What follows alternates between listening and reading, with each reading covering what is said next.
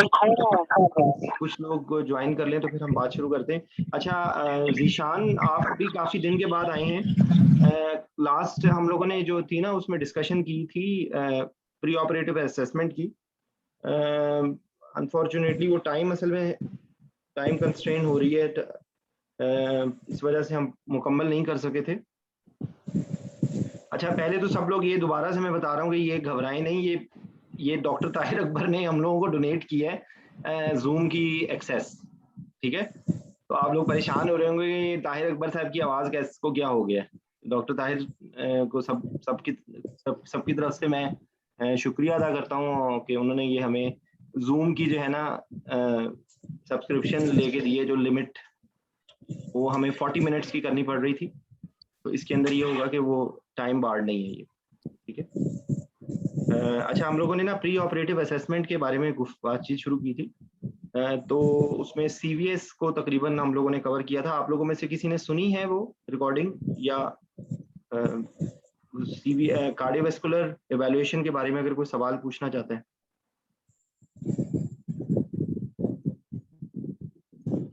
जी ज़ीशान। नहीं सर, मैं नहीं सुन सका अभी तक। वो डाउनलोड कर ली थी क्या जी सबने सब? अच्छा, बेसिकली उसमें जो हमारा, मैं उसको समराइज करके दोबारा से फिर अगले रेस्पिरेटरी सिस्टम की तरफ चलेंगे। बेसिकली ये कि जो प्री ऑपरेटिव एनेस्थीसिया एवैल्यूएशन है ना, वो पूरी जो एनेस्थीसिया की मैनेजमेंट है ना, वो उसकी वो आप समझ लें कि बैकबोन होती है, और जो मेन उसका जो फैक्टर है ना वो होता है, ठीक है। तो प्री ऑपरेटिव एनेस्थीसिया एवैल्यूएशन की ही बेस पे आप उसकी एनेस्थीसिया की प्लानिंग करते हैं, ठीक है। तो हम लोगों ने कल जो डिस्कशन की थी उसमें सबसे पहले हमने ये बात की थी कि जो पेशेंट की जो आइडेंटिटी है, पेशेंट की एज, उसकी सेक्स, उसकी ऑक्यूपेशन, उसकी पर्सनल हैबिट्स, जो उससे मुताबिक जिनको जिनको लिए हम लफ्ज यूज कर सकते हैं डेमोग्राफिक्स। वो डेमोग्राफिक्स की क्या सिग्निफिकेंस होती है? जैसे अगर मिसाल के तौर पे कोई एल्डरली पेशेंट है तो आपके दिमाग में फ़ौरन एल्डरली रिलेटेड कंसर्न्स आएंगे। अगर कोई पीडियाट्रिक पेशेंट है तो आपके दिमाग में पीडियाट्रिक के कंसर्न्स आएंगे। अगर फीमेल पेशेंट है तो आपके दिमाग में आएंगे कि भाई इस पेशेंट को नोजिया वॉमिटिंग के ज़्यादा चांसेस हो सकते हैं, इसमें आपने बॉडी वाटर आपने कम वेट से निकालना है, कम वैल्यू से निकालना है, मुख्तलिफ आपके कंसर्न्स होंगे, ठीक है। इसी तरीके से कोई पर्सनल हैबिट्स हैं, तो पर्सनल हैबिट से जैसे स्मोकर है या एडिक्ट है, तो वो बेसिकली उन तमाम चीज़ों से उसके हमारे कंसर्न्स होंगे जो उससे रिलेटेड होंगे, जो पेशेंट की आइडेंटिटी से रिलेटेड होंगे। कोई पेशेंट अगर कोई एक स्पेसिफिक ऑक्यूपेशन का है तो उसके अंदर स्पेसिफिक प्रॉब्लम्स हो सकती हैं, ठीक है। जैसे मिसाल के तौर पे कोई ऐसा है ऑक्यूपेशन कि जिसके अंदर रेस्पिरेटरी सिस्टम की को डस्ट से या कोई और किसी इस किस्म के पोल्यूटेंट से एक्सपोजर होता है, तो उसमें रेस्पिरेटरी कॉम्प्लिकेशंस होने के ज़्यादा चांसेस हो सकते हैं, ठीक है।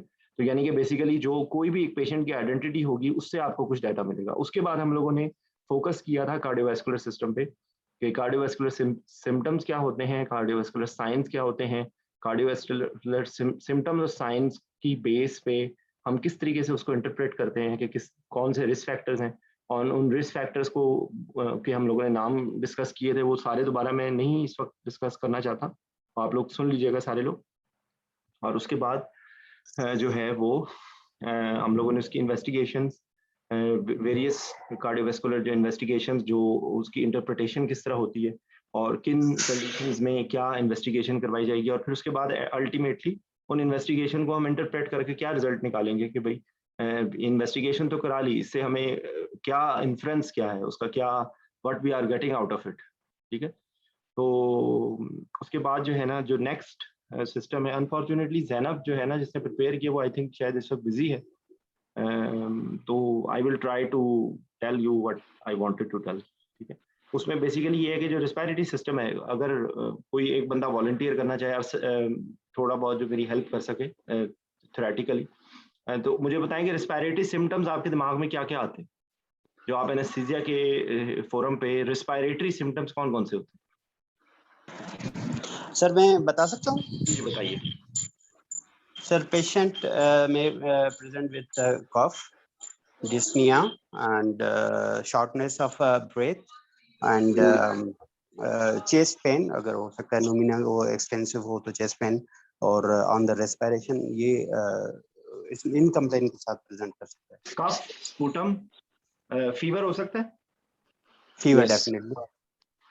ठीक है। उसमें ऐड हो और जाता है। डिस्निया, palpitation, ठीक है। अच्छा, और उसके बाद अगर आप इन सिम्टम्स को अगर करें तो इसमें फिर आपको कुछ चीजें इसके अंदर जो है ना वो कंबाइंड होंगी विद कार्डियोवास्कुलर, ठीक है। तो उसमें ऑर्थोपिया भी हो सकता है, इसमें भी पीएनडी भी हो सकता है, ठीक है। इसमें भी हार्ट फेलियर के साइंस आ सकते हैं रेस्पिरेटरी प्रॉब्लम में, ठीक है। तो ये बेसिकली ये दोनों आपस में इंटरमिंगल्ड है, तो इनको सेपरेट करना बहुत मुश्किल, ठीक है। उसके बाद अगर नेक्स्ट स्टेप पे जाएं तो रेस्पिरेटरी साइंस क्या क्या होते हैं?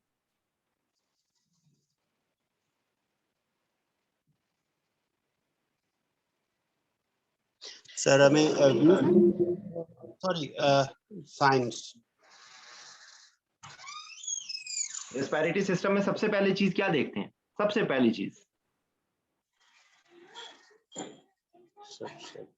तो इंस्पेक्शन, पल्पेशन, परकशन, ऑस्कल्टेशन उसी सीक्वेंस में चलते हैं। वो सीक्वेंस है ना, लेकिन Inspection में हम सबसे देखते पहले हैं कि- अगर आपसे कोई रेस्पिरेटरी सिस्टम की पहली चीज पूछेगा तो आप क्या बताएंगे?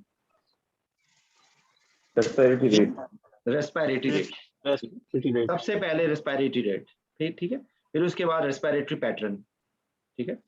फिर उसके बाद कोई यूज ऑफ एक्सेसरी मसल्स, ठीक है।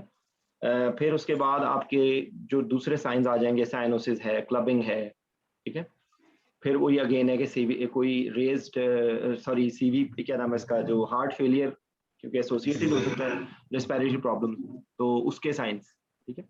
जो स्मोकर्स हैं तो स्मोकिंग की वजह से जो साइंस आ सकते हैं, कोई पुअर डेनिटेशन होगी और इस तरह की जो स्मोकिंग से रिलेटेड होंगी चीजें, ठीक है। उसके बाद आप आ जाएं कि आप उसका बाकी जो डिटेल है वो आपके इंस्पेक्शन में क्या क्या चीजें आपको पता लग सकती हैं। इसके अलावा कुछ बातें तो हमने बता दी हैं, इसके अलावा इंस्पेक्शन में और क्या चीजें होंगी?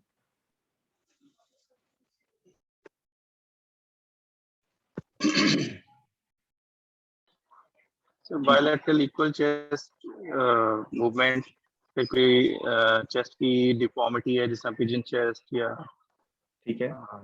इस तरह से, और ट्रेकियल डेविएशन वगैरह।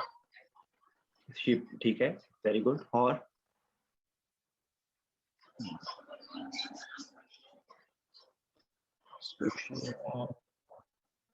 यही चीजें से मैं देखिए हम लोगों ने रेस्पिरेटरी डिस्ट्रेस की हो सकते हैं ना, इंटरकोस्टल रिसेसिशन हो सकती है, ठीक है। फिर उसके बाद जो है और आपको साइंस और आपको इंस्पेक्शन में इसके अलावा कोई साइन मिल सकता है? आपको डिफिकल्टी ब्रीदिंग, आपको लेबर्ड ब्रीदिंग के साइंस मिल सकते हैं, ठीक है। अच्छा, पैल्पेशन में क्या चीज मिलेगी?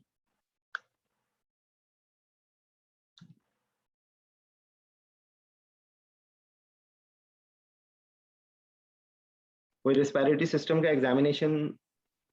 अच्छा, आप ग्रुप में ना किसी ने शेयर की थी बेड साइड, किसी के पास बेड साइड है अगर तो वो सॉफ्ट कॉपी शेयर कर दे, जो बेड साइड मेडिसिन की है ना।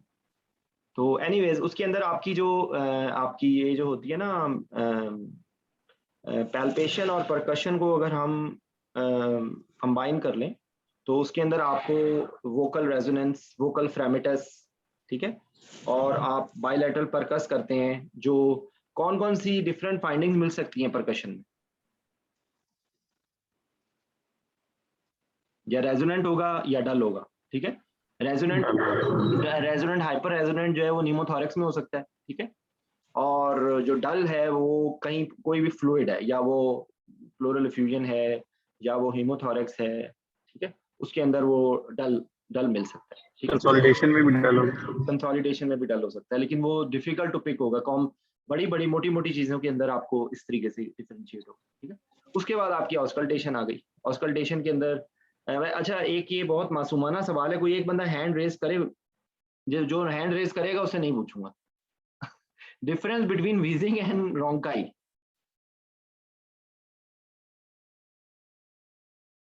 कोई बंदा बताए, चले जिसको आता है बता दे। अरसलान बताओ। सर वीज ऑडिबल होता है और जो रोंकाई है वो स्टेट्स लगा के हम जो सुनते हैं। हाँ, तो ये जो है ना, ये अक्सर औकात ये इस छोटी सी मासूमाना बात को मिस कर देते हैं, ठीक है। अच्छा, फिर उसके बाद क्रैपिटेशंस होती है, ठीक है। और उसके अलावा आपकी जो है ना और इसके अलावा रेस्पिरेटरी सिस्टम के अंदर आपको ट्रेकियल डेविएशन हमने बता दी, और anything else in respiratory examination जो हमें मिल सकता हो। साइनोसिस, क्लबिंग, जो है ना जो सीओपीडी के अंदर जो साइंस होते हैं, जो जो है ना वो लिप्स को पर्स करके ना वो ऑटोपीप डेवलप करके एक्सपायरेटरी जो है ना जो कोलैप्स, उसको कॉम्बैट करने की कोशिश करता है पेशेंट, ठीक है। अच्छा, उसके बाद क्योंकि देखिए मैं आपको एक बर्ड आई व्यू दे रहा हूँ, आपको इसको थोड़ा सा डिटेल में पढ़ना पड़ेगा, ठीक है। लेकिन आपको अगर ये कॉन्सेप्ट समझ आ जाए कि ये अगर आप नहीं करेंगे तो आप चीज़ों को कोरिलेट नहीं कर सकते, ठीक है। चीज़ों को आप कोरिलेट नहीं कर सकते, पेशेंट मैनेजमेंट नहीं कर सकते प्रॉपरली जब तक आपको ये चीज़ क्लियर ना हो, ठीक है। तो इसके अंदर आपने रेस्पिरेटरी जो सिस्टम को इन्वेस्टिगेशन कैसे करते हैं, ठीक है। रेस्पिरेटरी सिस्टम को अगर आपने इन्वेस्टिगेट करना हो कि रेस्पिरेटरी सिस्टम की कोई प्रॉब्लम तो नहीं है, उसमें क्या क्या टेस्ट करवाए जाते हैं? Chest x ray. ओके, पहले इनैमोरेट कर लें, फिर अलग अलग उसको बता देंगे। आप अगर इसको डिवाइड, अगर आप इसको क्लासिफाई कर लेना तो आपके लिए आसानी हो जाएगी। एक लंग के मैकेनिकल फंक्शन होते हैं, एक लंग के गैसियस एक्सचेंज होती है। अगर आप इनको दो हिस्सों में डिवाइड कर लें तो आसान हो जाएगा, ठीक है। और एक मिसलिनियस हो गए। तो मैकेनिकल फंक्शन को देखने के लिए क्या क्या चीजें होंगी?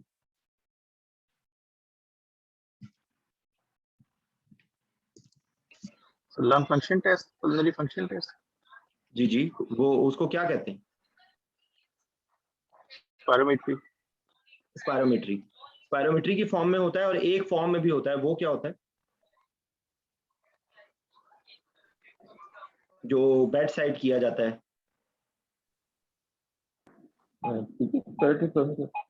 जी, इंसेंटिव स्पायरोमेट्री, वो जो करते हैं। जी, ठीक है। वो बेसिकली जो है ना आपका PFR उसको कहते हैं, ठीक है, peak expiratory flow rate.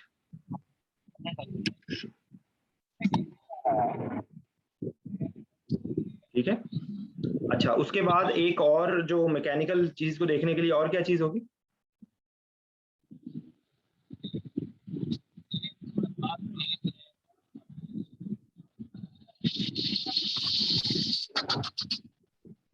Ji please.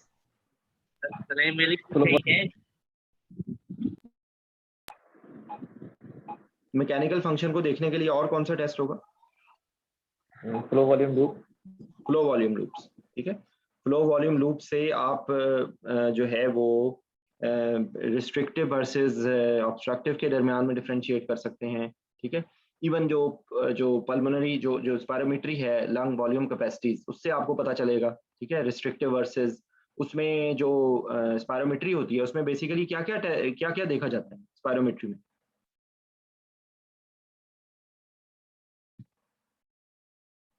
Spirometry में जो मेन पैरामीटर्स हैं वो कौन से इंपॉर्टेंट होते हैं? सर FEV1, ठीक है, और पीक एक्सपायरेटरी फ्लो, ठीक है, एक चीज हो गई, और इसके अलावा FEV1 to FVC ratio. FE1 और FVC रेशियो, ओके फाइन, ठीक है। और एक इसके अंदर MCQ के रेफरेंस से क्वेश्चन आता है कि विच इज एफर्ट इंडिपेंडेंट, वो कौन सा होता है?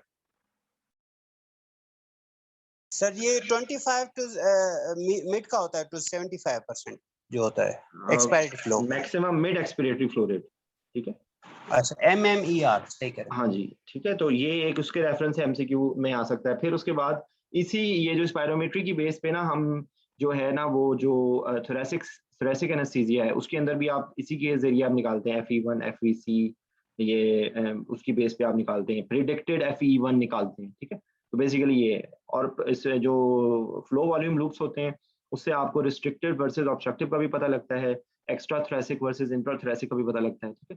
ये अगर आपको अच्छे समझने हो ना तो आप physics pharmacology and physiology for anaesthetics किताब है, उसके अंदर ये ग्राफ्स बकायदा उन्होंने बना के दिखाए हुए हैं, ग्राफ बनाने भी बताए हुए हैं कि कैसे बनाते हैं, ठीक है। तो वो आप उसमें से रिव्यू कर सकते हैं। अच्छा, उसके अलावा और कौन कौन से रिस्पेरेटरी इन्वेस्टिगेशंस करवाते हैं? गैशियस एक्सचेंज के लिए क्या क्या टेस्ट करवाते हैं? अच्छा, एक मिनट, क्या चेस्ट एक्सरे से आपको मैकेनिकल फंक्शन का कुछ थोड़ा बहुत आइडिया होता है? सर उसकी रिब अलाइनिंग देख के हम बता सकते हैं सर, रिब अलाइनिंग और लंग की। उसको आप रिब अलाइनिंग बोलेंगे या कुछ और बोलेंगे? मतलब बेसिकली वो उसमें कार्डियोफ्रेनिक एंगल में ये तो कब लगा रहा एफर्ट नहीं तुक्का ना लगाए ना, एफर्ट डिपेंडेंट होगी ये चीज, लेकिन कितनी लिव्स आपको नजर आ रही हैं, मतलब लाइक कि मैक्सिमम इंस्पिरेटरी में फिल्म में है या एक्सपिरेटरी में है, और उसके बाद उसमें कितनी, क्योंकि COPD वगैरह में होता है ना कि हाइपर इन्फ्लेटेड लंग्स जिसको कहते हैं, ठीक है। तो वो बेसिकली मैकेनिकली प्रॉब्लम होती है ना सर। ठीक है। अच्छा, गैशियस एक्सचेंज 11 लिफ्ट आनी चाहिए 12। गैशियस एक्सचेंज के लिए कौन कौन से टेस्ट करवाते हैं? ABGs पे। और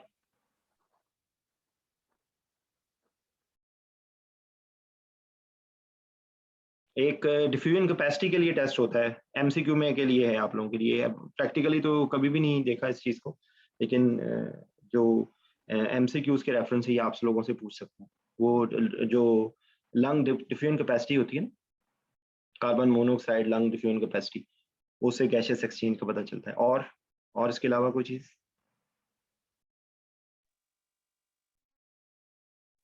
जी नुसरत, आप एग्जाम कैंडिडेट आज तो भी गिवन प्रायोरिटी, बताइए रेस्पिरेटरी फंक्शन को कैसे वैल्यूएट करेंगे? आयशा आप बताओ।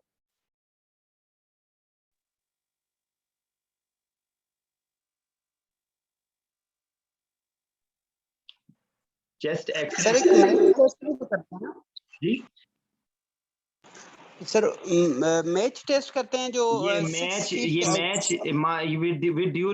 with due respect and prior apology to all CPSP examiners, ये सिर्फ CPSP के एग्जामिनेशन सेंटर के अंदर ये टेस्ट यूज होता है, उसके अलावा कहीं कहीं दुनिया में नापैद है। ये सिर्फ CPSP के एग्जामिनर्स के दिमाग में अभी भी ये टेस्ट है, कुछ एग्जामिनर्स के दिमाग में। तो अल्लाह मियां, सर वो हम तो LPPS की तैयारी कर रहे हैं ना, फिर तो हमें तो आना चाहिए ना। ये मैच सर ये किस लिए होता है? ये peak expiratory flow rate basically होता है कि अगर सामने उसके माचिस जल रही है, अगर वो मरीज बुझा नहीं पा रहा तो उसके लंग्स फंक्शन ठीक नहीं है। वाह वाह वाह वाह, सुभान अल्लाह, जबरदस्त जी। ये विद ड्यू रिस्पेक्ट, पहले ही मैं माफी मांग रहा हूँ, कोई बंदा मेरे पे फतवा दे दे कि ये क्या कर रहा है, बदतमीजी कर रहा है, लेकिन बहरहाल इट्स अ हार्ड रियलिटी, ठीक है। ये मैच टेस्ट किया जाता है। अच्छा, चेस्ट एक्सरे में क्या फाइंडिंग्स होती हैं? अब इसको इसको वो करना है, चेस्ट एक्सरे में क्या क्या फाइंडिंग्स देखेंगे आप?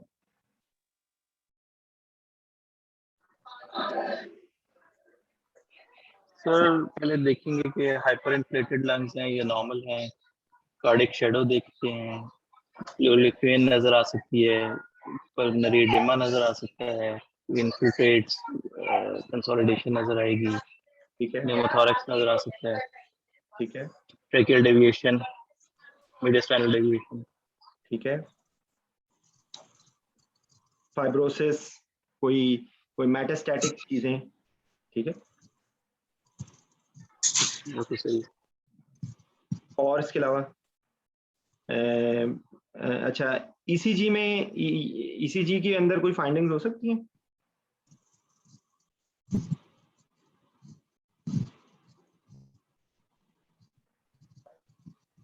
इसको राइट हार्ट फेलियर की कुछ फाइंडिंग दिल्ली में, पल्मोनरी वो टॉल पी वेव्स होती हैं जिसमें।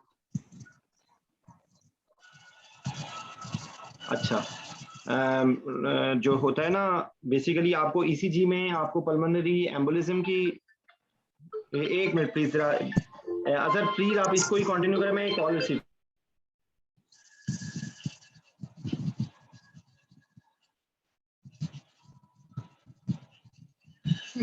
अच्छा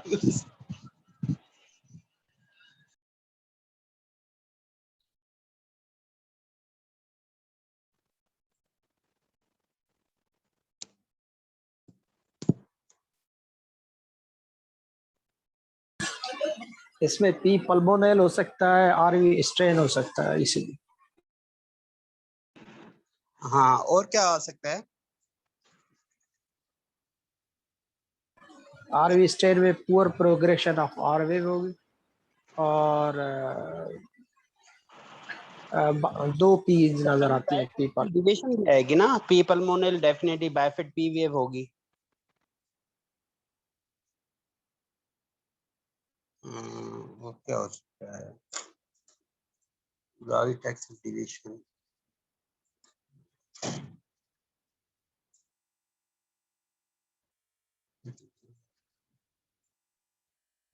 जी अरसलान मुजीब, आप थैंक्स, वेलकम।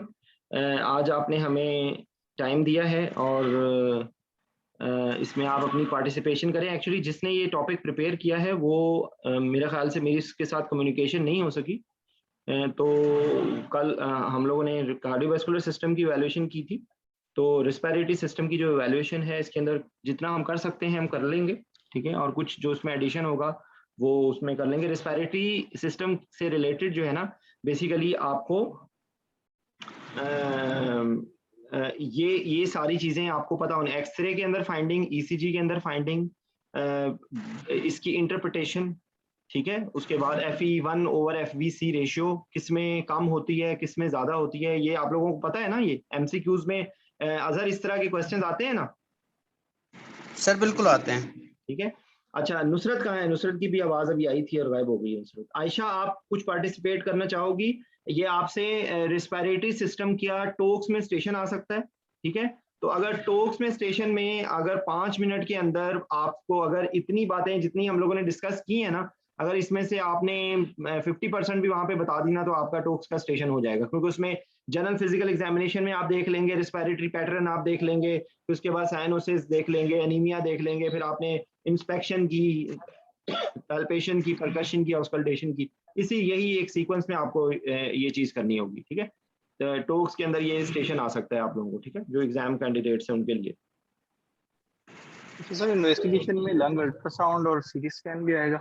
हाँ, अच्छा देखिए, अब इसके अंदर जो थोड़ी सी रिफाइंड चीजें हैं उसमें मुजीब कोई आप लंग अल्ट्रासाउंड के बारे में कमेंट करोगे? जी बाबा।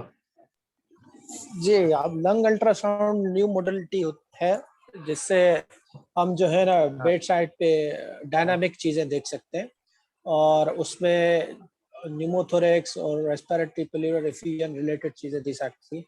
जैसे एक्सरे में करली बी लाइंस नजर आती हैं, इसी तरह कुछ फाइंडिंग्स होती हैं अल्ट्रासाउंड में, और सीसा कुछ प्रेजेंटेशन होती हैं, पल्मोनर एम्बोलिज्म में प्लूरा की मूवमेंट नहीं हो रही थी, तो इस तरह की, क्योंकि हम रिपीटली कर सकते हैं एक्सरे के लिए, एक्सरे को आना पड़ता है या पेशेंट को मूव करना पड़ता है।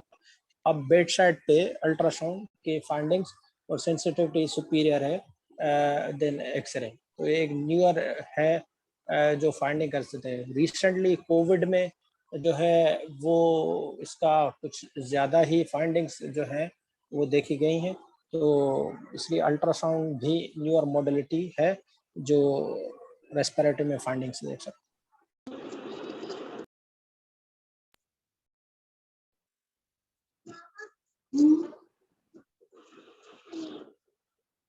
एक minute please.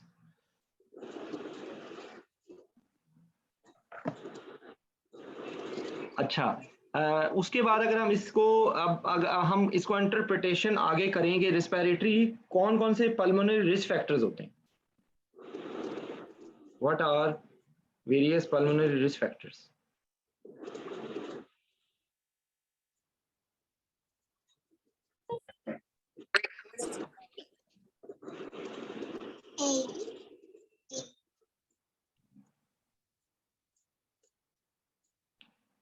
Ji Anyone? What are various pulmonary risk factors?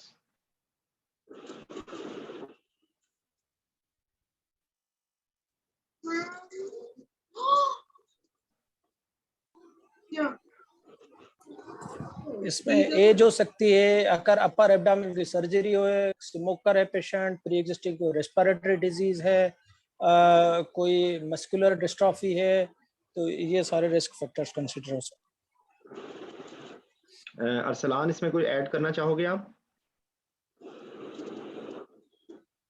Sir इसमें सीओपीडी, रेस्पिरेटरी ट्रैक्ट की कोई रिसेंट इन्फेक्शन हुई है, स्मोकिंग, और मतलब चेस्ट एक्सरे में कोई चीज एबनॉर्मल अगर आएगी तो।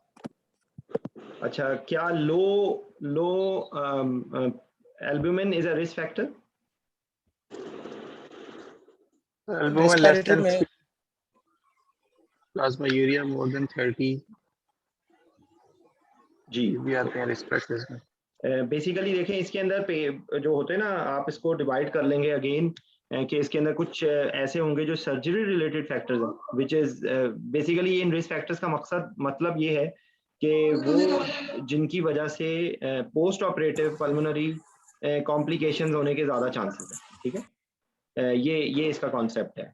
तो उसके अंदर लो जो है ना आपका albumin level, this is also a pulmonary risk factor, ठीक है। उसके बाद अगर सर्जरी हो रही है ऐसी के जिसके अंदर अपर एब्डोमिनल सर्जरी है, ठीक है, तो उसके अंदर ज़्यादा चांसेस होंगे पोस्ट ऑपरेटिव रेस्पिरेटरी कॉम्प्लिकेशन की, जैसे अपर एब्डोमिनल है, थोरेसिक सर्जरी है, ठीक है। Smoking is a risk factor. उसके बाद जो है आपकी जो ऐसी सर्जरी जिसमें बहुत ज़्यादा ब्लड ट्रांसफ्यूजन होती हैं, तो उसमें एक ट्रॉली एक टर्मिनोलॉजी है ना, transfusion related acute lung injury, ठीक है।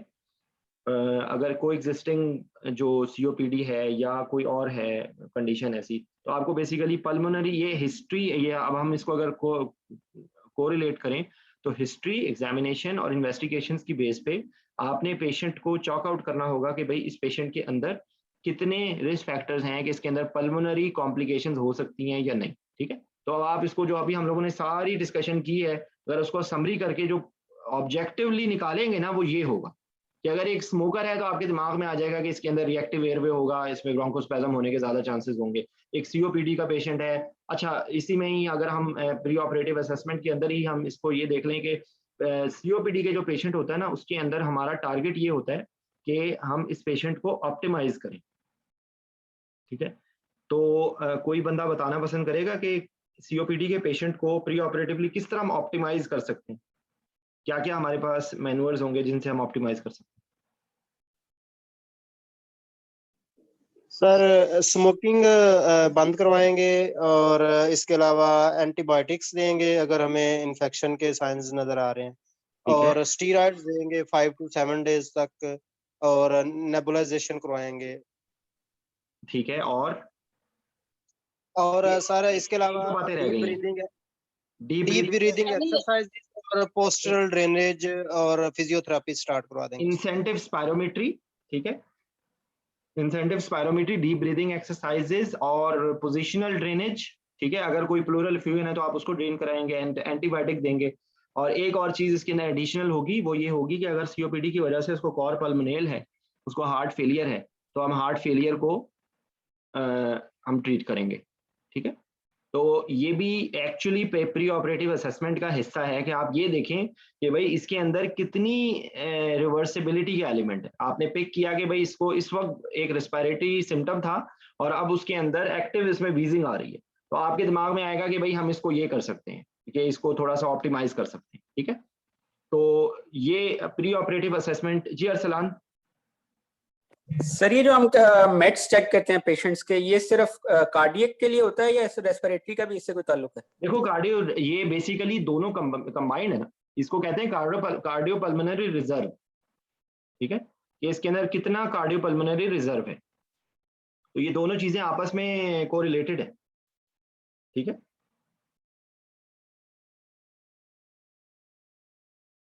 ठीक है, इनमें बेसिकली जब आप रिजर्व चेक करते हैं तो इसमें बेसिकली दोनों चीजें पता चलती हैं। सही।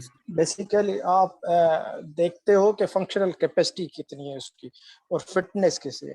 तो ये बेसिकली दोनों के लिए कार्डियक और रेस्पिरेटरी रिजर्व्स कितना स्ट्रेस ले सकते हैं, कार्डियक और रेस्पिरेटरी तो दोनों की ही है, क्योंकि हम तो ओवरऑल पेशेंट को देखते हैं ना कि post of complication. Respiratory complication, अगर रेस्पिरेटरी प्री एग्जिस्टिंग प्रॉब्लम्स हैं और मेट कम है तो ज्यादा होंगी, और अगर उसके साथ उसको कार्डियक प्रॉब्लम्स भी हैं तो कार्डियक ज्यादा होंगी। तो जो ज्यादा डोमिनेंट होगा वो ज्यादा होगा, लेकिन दोनों को ही चेक करते हैं। अच्छा मुजीब, अगर आप अपना कराची में अगर कोई एक्सपीरियंस बताएंगे, क्या पाकिस्तान में कार्डियोपल्मोनरी एक्सरसाइज टेस्टिंग अब हो रही है कहीं पे? नहीं, नॉर्मली हमारे पास नहीं होती। फंक्शनल कैपेसिटी जो है वो हम 6 मिनट टेस्ट के हिसाब से देखते हैं, और दूसरा जो है हम रूम या एबीजीज करा के उसमें डिफिएंट कैपेसिटी उससे भी देखते हैं। Exactly. अच्छा, इसके अंदर बेसिकली जो अरसलान आपका जो क्वेश्चन है ना, उसके अंदर बेसिकली जो कार्डियोपल्मोनरी एक्सरसाइज टेस्टिंग है ना, ये एक रीसेंट मॉडलिटी है जिससे कार्डियक सिस्टम और रेस्पिरेटरी सिस्टम दोनों चेक हो जाते हैं। ठीक है, कि ऑक्सीजन कितनी एक्सचेंज हो रही है और कितनी यूटिलाइज हो रही है, और कितनी पेशेंट कोई उसके साथ कोई ईसीजी के अंदर चेंजेस तो नहीं आ रही। बेसिकली कार्डियोपल्मोनरी एक्सरसाइज टेस्टिंग को अगर कोई समझना चाहे तो वो उसमें ये है कि बेसिकली उसमें रेस्पिरेटरी एक माउथ पीस लगाते हैं और साथ ईसीजी इलेक्ट्रोड्स लगाते हैं, जिससे आप at the same time cardiac और रेस्पिरेटरी सिस्टम को इवैल्यूएट कर रहे होते हैं। ठीक है, तो ये इसमें बेसिकली है। अच्छा, बेसिकली आप हाँ, बेसिकली आप देखते हो कि एनारोबिक थ्रेशोल्ड कितना है। एनारोबिक अगर एनारोबिक थ्रेशोल्ड तो ऑक्सीजनेशन की डिमांड बढ़ रही है, और एनारोबिक थ्रेशोल्ड कम है तो उसकी कैपेसिटी कम होगी सीधी सी।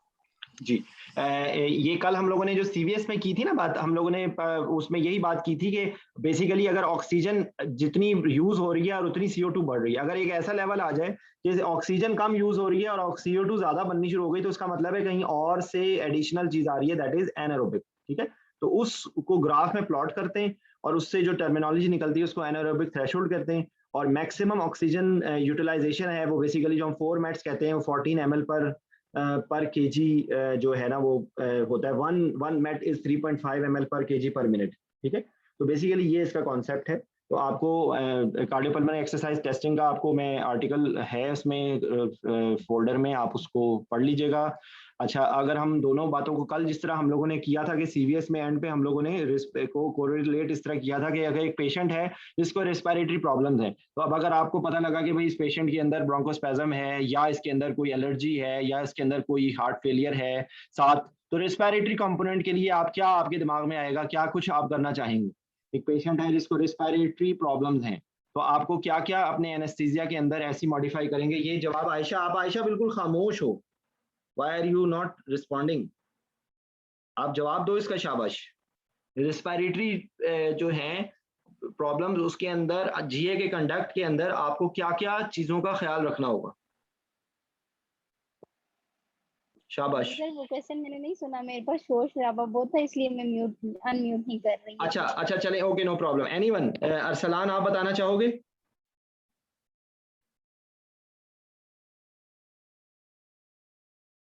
अच्छा, क्वेश्चन रिपीट करेंगे? क्वेश्चन ये है कि एक पेशेंट को रेस्पिरेटरी प्रॉब्लम्स हैं in the form of any active bronchospasm or chances of patient going in bronchospasm or having some element of COPD, ठीक है, जिसके अंदर अब आपने उसको एनेस्थीसिया देना है, तो आपके क्या कंसर्न होंगे?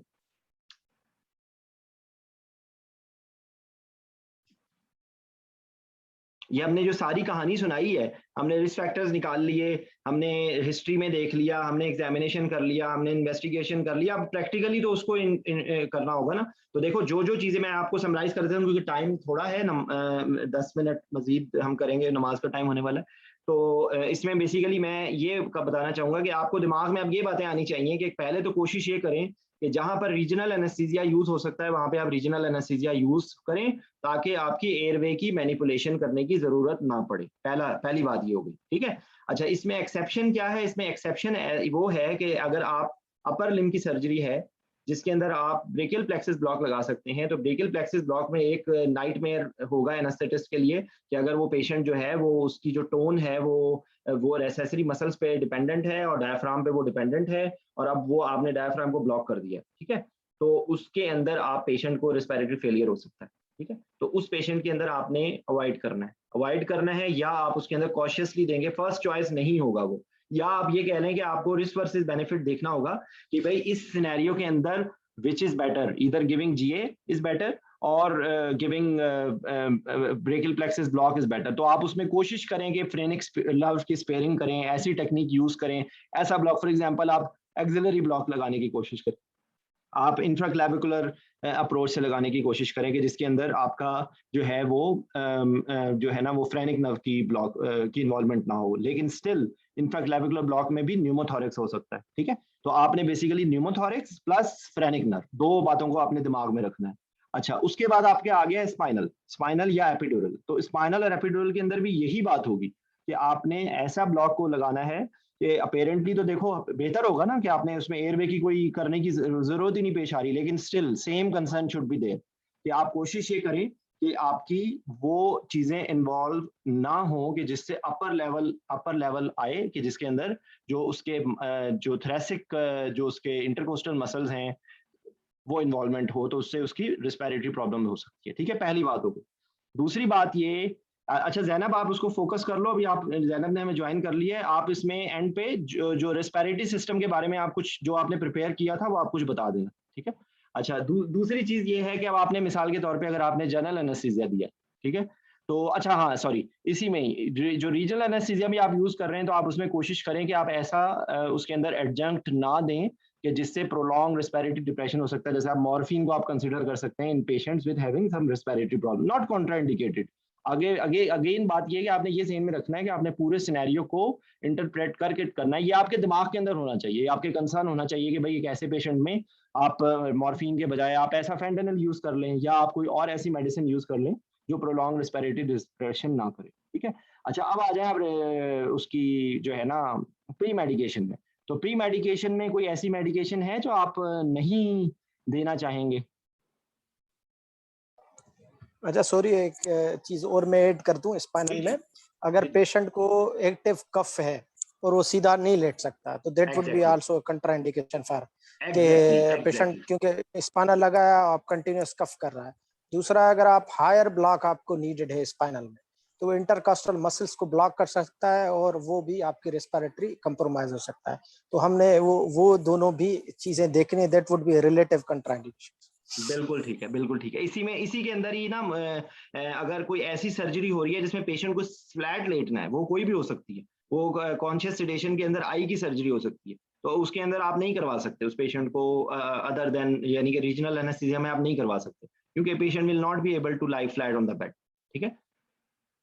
तो जो प्री मेडिकेशन में आप रेस्पिरेटरी डिजीज के अंदर कोई एहतियात करेंगे, आप उसमें ज्यादा हैवी सेडेशन नहीं देंगे, ठीक है, क्योंकि उसमें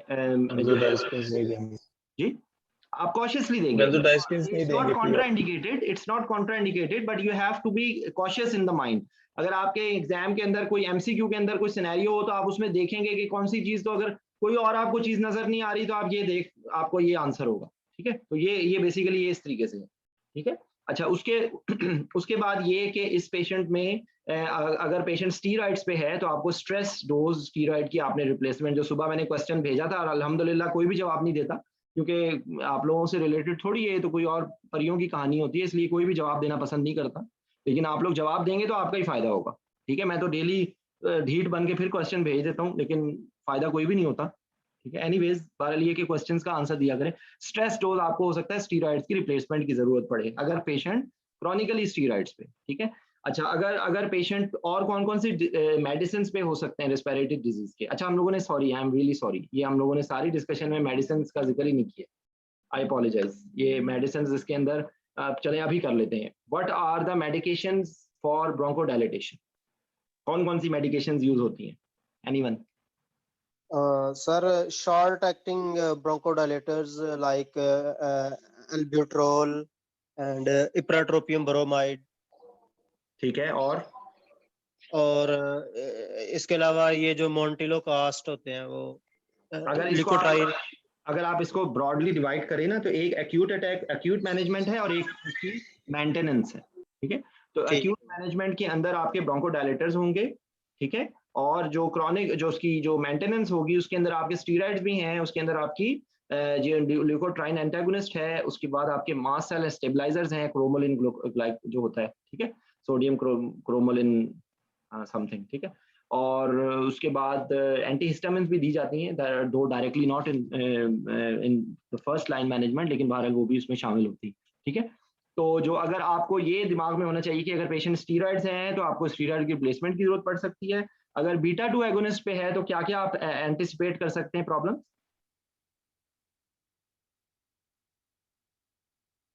शाबाश, बीटा 2 एगोनिस्ट पे है तो आप क्या सर हाइपोकलीमिया और टैकीकार्डिया, टैकीकार्डिया, ठीक है, हाइपोकलीमिया, टैकीकार्डिया, ठीक है, ये आप सस्पेक्ट कर सकते हैं। अच्छा, उसके अलावा जो मोंटेलुकास्ट हैं और ये इनके आमतौर पे वेल टॉलरेटेड होते हैं, इनके इतने ज्यादा कोई साइड इफेक्ट्स नहीं होते, ठीक है। अच्छा, उसके अलावा जो है क्या नाम है उसका, आपकी जो और जो है असल में मुझे अफसोस इस बात का हो रहा है कि हम लोगों ने बहुत सारी चीजें मिस कर दी हैं, जो कि मैंने सीबीसी की बात ही नहीं की है, ठीक है। सीबीसी के अंदर क्या फाइंडिंग्स हो सकती हैं रिस्पिरेटरी प्रॉब्लम में? शाबाश, चलो कोई बात नहीं, देर आया दुरुस्त आया, हम कवर कर लेते हैं इसको। सीबीसी आरबीसी कौन सा ज्यादा हो जाएगा?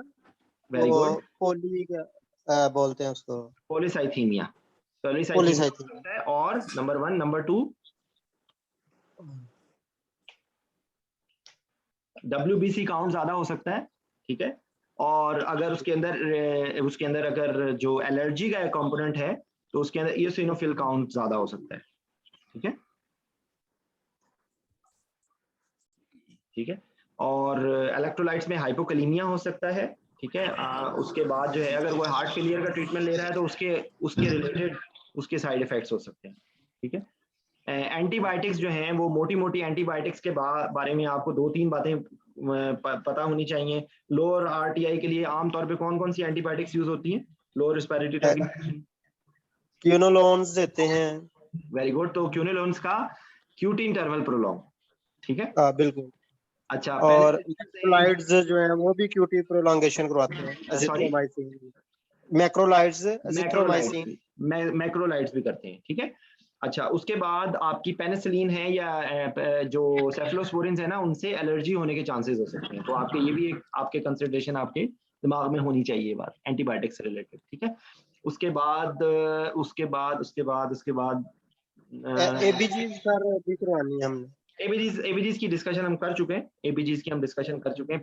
अच्छा, उसके अंदर जो है ना आपने अगर हम क्वेश्चन ये इस पे मैं फोकस करूं कि कौन सी दवाइयां आपने अवॉइड करनी है in a patient with reactive airway disease, या उसमें कौन सी दवाइयों को आप अवॉइड करेंगे? हिस्टामिन रिलीजिंग ड्रग्स जो है ना वो अवॉइड करेंगे। कौन सी? Like morphine. हाँ, आप बता दो, आप एक मिनट तैयब इनको बताने दो। सैमसंग, ये आपका क्या नाम है? सैमसंग सादिया। जी जी, डॉक्टर सादिया, आप बताइए please. Sir atracurium, muscle relaxant, atracurium, morphine, opioids में morphine, okay, meperidine, okay, NSAIDs. Okay, शाबाश। That's all I can think of. अच्छा, और इसके अलावा अगर आप इंडक्शन एजेंट में कंपैरिजन करें तो कौन कौन से induction agent, best induction agent कौन सा होगा? प्रोपोफोल सर, केटामीन भी ब्रोंकोडायलेटेशन कराता है, तो केटामीन की ब्रोंकोडायलेटेशन एक प्रॉपर्टी है, लेकिन केटामीन से जो एक प्रॉब्लम होती है, it's not a sole, secretions, ठीक है, सिक्रीशंस इंक्रीज करती है, तो that can create a problem, number 1। Number 2 बात ये है कि पेशेंट के ऑलरेडी हमने बताया अभी कि बीटा 2 एगोनिस्ट ले रहा होता है ना, तो वो ऑलरेडी टैकीकार्डिक होते हैं, अगर आपने केटामीन थोड़ी सी ज्यादा डोज में देंगे तो वो प्रॉब्लम एक्सेजरेट कर सकती है, ठीक है। उसके बाद थायोपेंटोन का कोई रोल होगा? थायोपेंटोन का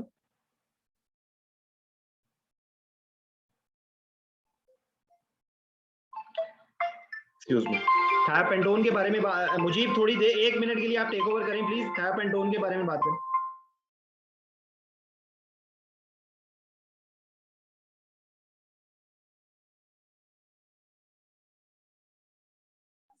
जी, थायोपेंटोल का इस्तेमाल से क्या कुछ है?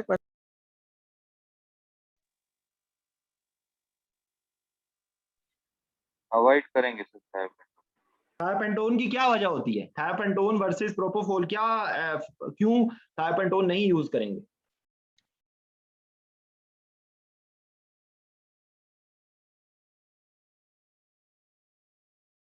शाबाश।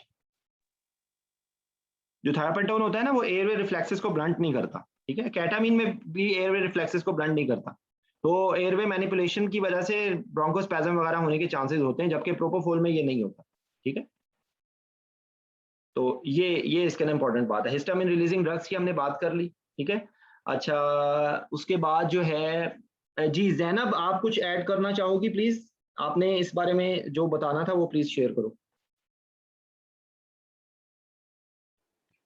सर आपने क्या क्या डिस्कस कर दिया, मैंने लेट ज्वाइन किया, I don't know exactly. No problem. तो आप इम्पोर्टेंट देखो मैं आप यू जस्ट आप बिस्मिल्लाह करो, मैं आपको बताता जाता हूँ, आप बिस्मिल्लाह करो। शाबाश। ठीक है। जो भी हमारा रेस्पिरेटरी डिजीज का पेशेंट है उसको हमने या पल्मोनरी सिस्टम के एवेल्युएशन के लिए हमारे पास इंपॉर्टेंट पॉइंट्स जो सिम्टम से रिलेटेड आते हैं कि उसकी कफ की कैरेक्टरिस्टिक्स होती हैं, स्पुटम की होती हैं, वो सारे, और चेस्ट पेन की कैरेक्टरिस्टिक्स, वो सब कुछ जो है ना वो आगे से प्रेडिक्ट करता है कि इसके अंदर कौन सी डिजीज है और उसकी सिवियरिटी कितनी है, ठीक है। और इसके अलावा हमारे पास जो डिस्निया होता है वो एपिसोडिक है, प्रोग्रेसिव है, एक्यूट है, वो क्या है, वो उससे भी हमें वो और वीज जो है उसकी कितनी इंटेंसिटी है उससे भी हमें अंदाजा होता है। उसके बाद हमारे पास जो important points and symptom, science और सिम्टम्स के बाद जो हमारे पास आते हैं, इसके एक और चीज के इसमें हेडेक और साइनोसाइटिस और अच्छा, एपिस्टैक्सिस से हमें एक सेकंड, सिर्फ ये जो आपने इन्होंने बताया ना कि डिस्निया का कैरेक्टर, तो बेसिकली डिस्निया एक हो रहा है एपिसोडिक, तो वो एस्थमा की तरफ जाएगा, ठीक है। क्योंकि एस्थमा और सीओपीडी के दरमियान में बेसिक डिफरेंस जो उसकी जो एयरवे की एक्टिविटी में बेसिक डिफरेंस ये होता है, तो डेफिनेटली सीओपीडी के अंदर सिवियरिटी का एलिमेंट आ जाता है और उसके अंदर और सादा चीजों की इन्वॉल्वमेंट हो जाती है, लेकिन एस्थमा और में ये होता है। दूसरी, आपको जब भी शॉर्टनेस ऑफ ब्रेथ है तो आपने डिफरेंशिएट करना है between cardiac asthma and actually bronchial asthma, ठीक है। तो उसके अंदर आपको बेसिकली थोड़े से कैरेक्टर से, जो कार्डिक एस्थमा होगा उसके अंदर कुछ चेस्ट पेन का एलिमेंट हो सकता है, उसके अंदर कुछ और फीचर्स हो सकते हैं, कुछ रिस्क फैक्टर्स हो सकते हैं, वो एपिसोडिक, वो भी बाय द वे वो भी एपिसोडिक हो सकता है, तो आपको ये डिफरेंशिएट करना हो सकता है, ठीक है। और शाबाश, आगे चलो सर। अगर डिस्निया प्रोग्रेसिव होता है तो मैं इसको फिर एलेबोरेट कर देती हूँ सर। इसके सारे पॉइंट्स जो है ना कि हेमोस्टेसिस का कैरेक्टर भी फ्रैंक है, ब्लड स्टेन है, ये भी सारा कुछ प्रेडिक्ट करता है। अगर चेस्ट पेन है वो मेडियस्टाइनल है, रिट्रोस्टेनल पेन है वो क्या है इस्केमिक हार्ट डिजीज के अंदर, या रिफ्लेक्स एसोफेजाइटिस के अंदर हमारे पास रिट्रोस्टेनल पेन हो सकती है। तो इस सबको एक्सप्लेन करूँ मैं या आगे चलूँ? आगे चलो, शाबाश। ठीक है। डिस्निया के अंदर भी, डिस्निया में एपिसोडिक हो जैसे आपने बताया, उसमें एस्मा है, उसके अलावा प्रोग्रेसिव अगर स्पूटम के कैरेक्टर का बता दो, स्पूटम के कैरेक्टर का बता दो। स्पूटम बेसिकली जो है ना येलोइश, यूजुअली जो इन्फेक्टिव होता है ना वो येलोइश कलर का होता है, ठीक है। हाँ जी, और स्पुटम ये यही होते हैं कि अगर वो सीरियस है यानी क्लियर और फ्रोथी है तो वो एक्यूट पल्मोनरी एडीमा में होता है, जैसे हमारे आईसीयू में पेशेंट्स होते हैं जो हम सेक्शन करते हैं तो उसमें। और दूसरा जो है वो म्यूकॉइड अगर वो हो तो फिर क्रॉनिक ब्रोंकाइटिस जो है ना वो म्यूकॉइड होता है। म्यूकोप्लूलेंट जो है वो सेकेंडरी इन्फेक्शन जब इसमें ऐड हो जाता है, chronic bronchitis plus secondary infusion, तो वो म्यूकोप्लूलेंट हो जाता है। If you talk about it purulent की सिर्फ बात करें तो फिर वो हमारा ब्रोंकिएक्टेसिस में या निमोनिया में या एप्सिस में इस तरह से होता है। फिर फाउल स्मेलिंग भी इसी तरह, इन्फेक्शन अगर हो या एप्सिस हो, ब्रोंकिएक्टेसिस हो, इन्फेक्शन तो बैक्टीरियल इन्फेक्शन हो तो फिर उसमें फाउल स्मेलिंग हो जाता है। तो ये हमारा सिंपली स्पुटम के कैरेक्टर से होता है। बाकी डिस्निया के अंदर जो हमारा हमने कहा है कि भी एपिसोडिक जो है वो एस्मा में या एमआई में जैसे आप बता रहे हैं उसमें हो सकता है। जैसे इसके अलावा हमारे पास जो प्रोग्रेसिव या एक्सर्शनल डिस्निया जो होता है वो भी हमारा हो सकता है, उसके अंदर हार्ट फेलियर एसोसिएटेड और क्रॉनिक इंटरस्टिशियल लंग डिजीज में या एम्फाइसीमा में, इसमें भी ये प्रोग्रेसिव होता है। और एक्यूट जो है वो हमारा स्पॉन्टेनियस न्यूमोथोरैक्स में, पल्मोनरी एम्बोलिज्म में या निमोनिया या फ्यूजन जो एक्यूट चेंजेस होते हैं उसके अंदर एक्यूट डिस्निया होता है। इसी तरह हम डिस्निया को अगर हम आगे से क्लासिफाई करें तो फिर एक्यूट या क्रॉनिक में भी कर सकते हैं। तो एक्यूट भी कार्डिक फेलियर की कॉजेज हो सकता है। डिस्निया अगर क्रॉनिक हो तो वो फिर क्रॉनिक एस्मा या इस तरह से लार्ज प्लूरल इफ्यूजन या इवन ओबेसिटी में, एनीमिया में, इसमें भी डिस्निया हो सकता है जो कि आपका क्रॉनिक होता है। इसके अलावा अगर एक्यूट डिस्निया की बात करें तो वो फिर मेटाबॉलिक एसिडोसिस में भी हो सकता है, साइकोजेनिक भी हो सकता है, और इस तरह से हमें ये चीज़ें भी हमें अपनी जहन में रखनी चाहिए that if it is dyspnoea that ज़रूरी नहीं है कि वो सिर्फ रेस्पिरेटरी हो, there are also other causes. दूसरी हमारे पास जो इम्पोर्टेंट पॉइंट्स हमारे हिस्ट्री में आते हैं, उसके अंदर हम जब उनसे पूछते हैं कि चेस्ट पेन फॉर एग्जांपल या है वो, तो उसकी कैरेक्टरिस्टिक उससे हम आइडेंटिफाई करने के लिए उसके लिए वो ट्रीटमेंट वगैरह क्या ले रहे हैं। इसके अलावा history of chest infection is very important, या history of TB is very important. Vaccination history is important है कि ट्यूबरकुलोसिस की फॉर एग्जांपल वैक्सीनेशन तो वैसे सभी करवाते हैं, लेकिन this can be important. COVID की vaccination can also be important. इसके अलावा एलर्जिक डिसऑर्डर, एलर्जिक रिएक्शंस की कोई हिस्ट्री हो, प्रीवियस एक्सरे उन्होंने करवाए हैं, कोई प्रीवियस रिकॉर्ड उनके पास हो। बाकी फैमिली हिस्ट्री इज इंपॉर्टेंट, और होम सर्कमस्टांसेस इंपॉर्टेंट है रिगार्डिंग अगर कोई पुअर सोशो इकोनॉमिक स्टेटस में टीबी इज कॉमन। पेट्स हैं, एनिमल्स हैं उसके अराउंड, या कोई पोलन का सीजन है, that can be suggestive of allergic reaction, और फिर उससे रिलेटेड अगर एपिसोडिक डिस्निया भी है तो एस्मा की तरफ आप जा सकते हैं। दूसरा ऑक्यूपेशन से रिलेटेड जो हमारा न्यूमोकॉनियोसिस होता है, फाइब्रोस्ड लंग्स जो होते हैं वो भी हो सकते हैं। और बाकी सिगरेट स्मोकिंग की history is also very important in this regard, कि उससे आप इस तरह सजेस्ट कर सकते हैं कि वेरी जो ज़्यादातर स्मोकर्स होते हैं दे हैव क्रॉनिक ब्रोंकाइटिस या कार्सिनोमा और सीओपीडी, इन सब की प्रेडिक्शन होती है रिएक्टिव एयरवे, और वो आगे से जो प्रॉब्लम्स कॉज करती हैं विल डिस्कस लेटर ऑन कि स्मोकिंग को किस तरह सीजेशन उसकी करनी चाहिए प्री ऑपरेटिवली 12 वीक्स आइडली, और उसके बाद जो है वो अगर जितना पहले कर लो उतना ही बेहतर होता है। उसके बाद हमारे पास साइंस ऑफ पल्मोनरी अच्छा नहीं, हाइपरटेंशन। सॉरी ज़ैनब, ये इसके अंदर बेसिकली देखें होता ये है कि आपको ये स्मोकिंग की चेंजेस आपको पता होनी चाहिए कि 1 डे में क्या चेंज आती है, 1 to 2 डे में, 1 वीक में क्या चेंज आती है, 1 मंथ में क्या चेंज आती है, ठीक है। तो बेसिकली आपको स्मोकिंग के इफेक्ट पता होने चाहिए, निकोटीन लेवल है, कार्बन मोनोऑक्साइड लेवल है, सिलरी डिसफंक्शन है, म्यूकस प्रोडक्शन है, ठीक है। तो ये बेसिकली ये विद पैसेज ऑफ टाइम होता है। और एक इंटरेस्टिंग चीज ये है कि अगर आपने स्मोकर्स को 2 वीक्स to 3 वीक्स के लिए बंद किया है ना, तो वो टाइम बहुत खतरनाक होगा कि that actually the chances of reflex hyper activity will be more, ठीक है।